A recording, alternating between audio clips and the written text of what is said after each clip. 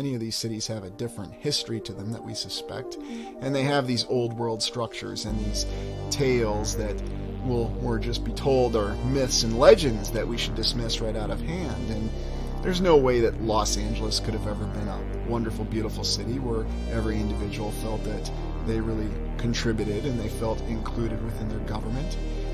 But it is possible that it existed. And if we look at the origin of our cities across the lands, we see that we're oftentimes given conflicted accounts and perceptions with how we're supposed to regard cities now in the Fifth Era. But if we look back into the past, we find that's not always the case. We find that there is much more to them. We find that there is an internal strength that still endures in all of us that is reflected in these cities. And even though in the Arthurian legend there's stories of betrayal and there's stories of people succumbing to their own individual whims, it does reflect to the potential of a capital city, such as Camelot. Another example, and a very likely example of a city, a capital city, that was quite real. And we have many different descriptions of Camelot. And did it reflect a once existing Tartarian capital? Or was it in fact the Tartarian capital? And where was it possibly located? We also think of the existence of Arthur's son Mordred, and the entire concept of Arthur was that he was supposed to provide an heir to wield Excalibur and maintain balance over the land, and that's not what happened. Instead, his son represented the very base of all of his sins, and unfortunately he was forced to kill his son in order to restore balance to the land. But there's something more that's reflected in that when we think of how our current civilization constantly causes us to question ourselves and causes us to doubt what our own understanding of ourselves are. Indeed, it seems as though every single event that we encounter every day, whether it's just living our lives in our homes or going about our regular jobs, they seem to cause us to question our very place and our very role within the land. And yet we find that we have a lot more power over this than we're led to believe if we simply step back and take a look at things and view things with new eyes and just start with looking at the once great structures of the past and how they integrated with the land. That seems to be something that was much more effective in the past.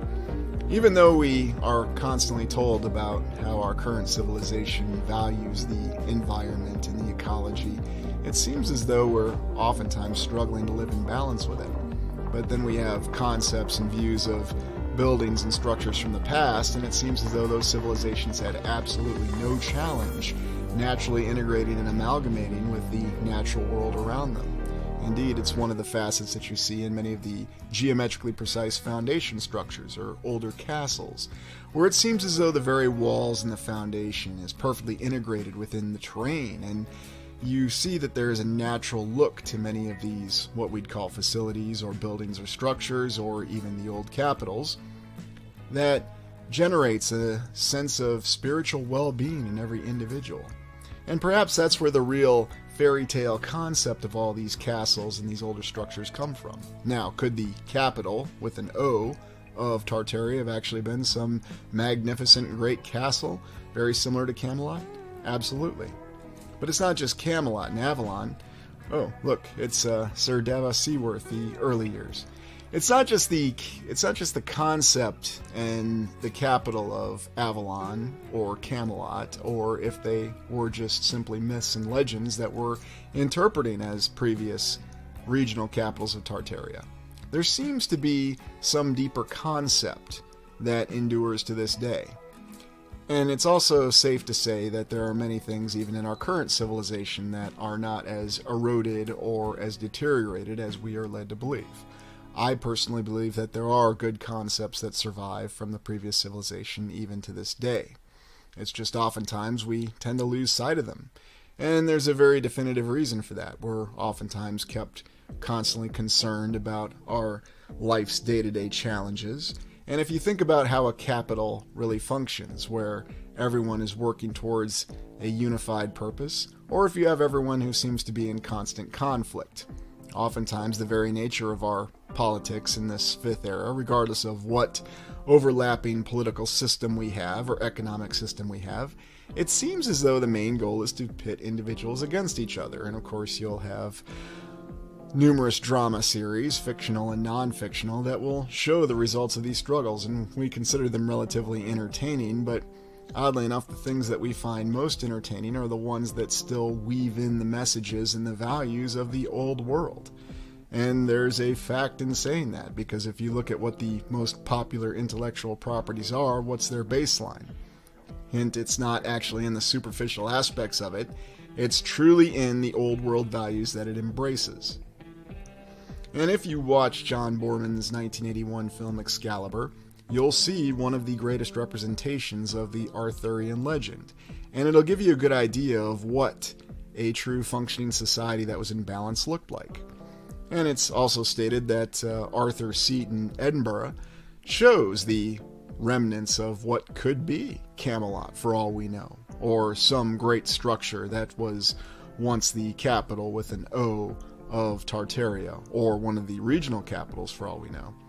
In different perspectives, it does have a little bit more of a structural look to it, although modern scientists will simply tell us that that's merely our imagination running away with us. And I certainly don't want to encourage your imagination to go running away that Arthur's Seat is actually a structure. There's many other questionable things in Edinburgh that we've looked at many times before. Nope. I'm not going to talk about it this time. Let's go on to Shangri-La, our last example. And here we go to the Far East, the legendary city supposedly in Tibet or the Himalayas. And does it really exist? What are the concepts behind it?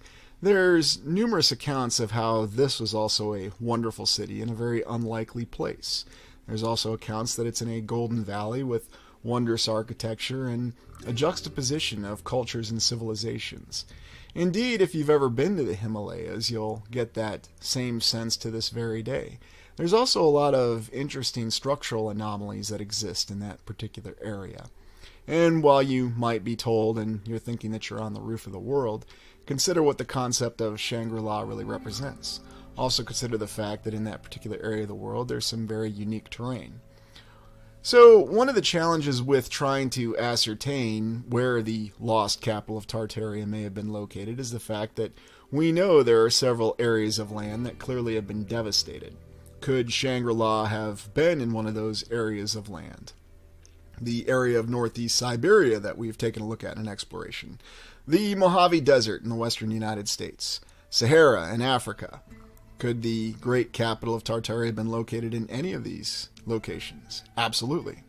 Could it also be possible that the capital, or what remains of it, is one of the current national capitals, or even the state capitals that we have to this day?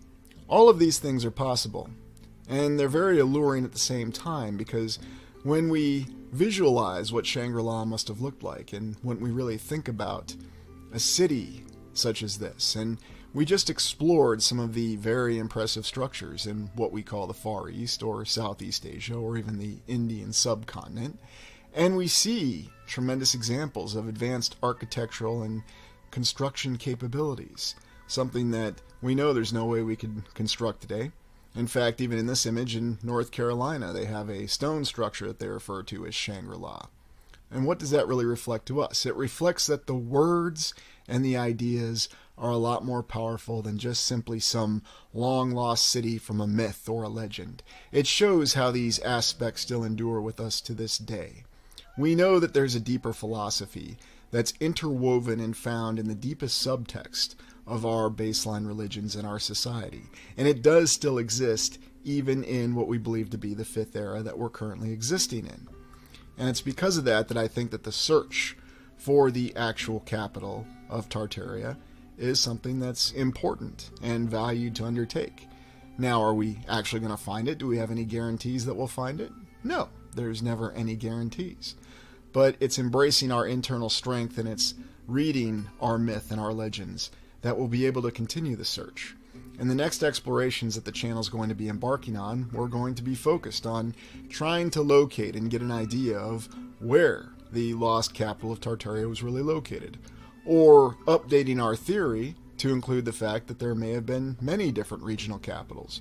Perhaps we can finally start to get an idea of how the society of the civilization that preceded ours truly functioned. We're going to continue moving forward with our explorations. We're not going to keep going in circles. And let's remember that's something else that our current civilization, for whatever reason, tries to encourage us to do. To continue on a circle, to be stuck in an infinite recursion loop, where you're not really going anywhere, you're only just going into a little bit of depth, but at the end of the day, you're just getting a mild entertainment out of it. And it never goes any further than that. If you're prepared, you can go anywhere that you want to. And it always comes from the inside. And that's why this search for the capital of Tartaria is important. And it reflects that quest that all of us are on to truly find and understand who we are on the inside. And that's the ultimate power that we have, that no one, no institution, and no other individual can ever take from us. Welcome to the Res Tutor Orbis channel, and today we're going to be exploring death shrines, or the concept of the ossuary. And as we fly over this very famous and well-known ossuary in France that commemorates the Battle of Verdun, the meat grinder battle from World War I, where over 100,000 French and German soldiers met their untimely demise, we think of the fact that there seems to be a lot of respect that's given towards the interment of these remains of all these unfortunate soldiers who died in these infinite frontal assaults that occurred for an entire year. And yet there is more of a story behind these ossuaries, and an ossuary is simply a structure where bones are stored, and we'd like to think that bones are stored in a very respectful manner. And indeed, as we look at this World War I monument ossuary cemetery, we can see that the greatest respect is given to soldiers who died in battle. And yet I use the concept of ossuaries as evidence for our reset theory. The reset war that occurred between the 4th and 5th era and our 5 eras theory. Now, the intention of this exploration is to show that hard evidence, and believe me, there is hard evidence to be seen. And we'll start at Kutna Hora in the Czech Republic, population 21,417. Rather modest population, especially when we've considered how populations have exploded in certain places, such as Seattle, where we had over 200,000% growth in a 100-year period. So it's quite amazing to see a town or small city in the Czech Republic where there's only 21,000 people and not 5 billion or 5 trillion. And I'm being serious. It's in this very modest town, though, that we're going to come across our first ossuary. And it's simply a chapel where bones are stored. And in this town, we even have another one of these very intriguing plague columns, because we just can't get enough of these plague columns. Again, another interesting reminder of what we have, that we supposedly survived a terrifying plague, so we decided to build a monument or memorial to it, and it's a column. There's even a smaller one that's closer to our building or chapel of interest here in this small city in the Czech Republic. What do these always truly reflect, though? We always see so many interesting figures and different symbols on these plague columns, and we've seen those symbols before. Now we go to Sedlec Ossuary, which is in the town in the Czech Republic, where we're going to take a close look. Now, we're told that this is a chapel where remains have been stored. Now, historically, and I'm going to avoid a lot of the historical narrative because, quite frankly, I find it very absurd for all these locations we're looking at in this exploration, we're told that this was a highly desirable burial plot for people to be buried in the years from medieval times all the way until the present in the Czech Republic, or whatever nation or organization of empire it originally was. And the official story does tell us here that the reason that they have so many bodies in this particular little chapel is this was a highly desirable burial plot. So what they were doing is they would remove or exhume the bodies that were already buried there and simply pile up the bones in great bone pyramids. Well, eventually they brought along this individual, a gentleman by the name of F. Rindt. We don't really need to concern ourselves with his name because his biography is so shallow it's not even funny, and we can see that even these arrangement of bones here is very unfortunately and shabbily done. But when you look deeper in the structure, you can see that 40 to 70,000 sets of bones have been arranged in a very artistic manner, and supposedly Mr. Rindt, or whoever he really was the individual who was hired fortuitously in the 1800s to arrange these pyramid piles of bones in a very artistic format to decorate this chapel in a very macabre or macabre manner, whether you're using American or British English. Yes, I always find pronunciations funny. Now consider this. Why would this ever be acceptable? How could it have ever been acceptable for bodies to have been exhumed? And they even have a legend that it was a half-blind monk who went about the task of exhuming all these bodies, these 40 to 70,000 bodies. How could the church ever accept exhuming bodies? And then furthermore, how could anyone ever accept arranging these skulls in this very macabre display? There's something awfully disturbing about all this when we look at all these bones and the way they're arranged. Now, of course, we won't think twice of it because this is a very popular tourist attraction in the Czech